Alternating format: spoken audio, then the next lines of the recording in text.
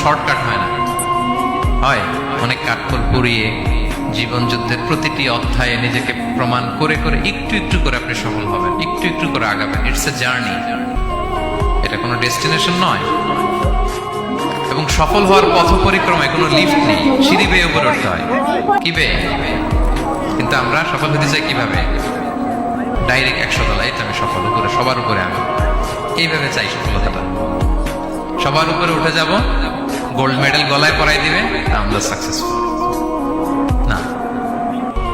সফলতার রাস্তায় কোনো লিফট থাকে না, কি দিয়ে উঠতে হয়? সিঁড়ি বেয়ে ঘাম জড়িয়ে উঠতে হয়। দেখেন, শুধু আলোর মুখ দেখার জন্য মায়ের পেটে আমাদের কত সময় লাগছে বলেন তো? জাস্ট একটু লাইট, হ্যাঁ 9 মাস 10 মাস সময় লাগছে শুধু একটু আলো দেখবো। আমরা আলোর মুখ দেখার জন্য আমার লাগছে 9 মাস, আর এখানে আমরা শর্টকাট কি খুঁজি?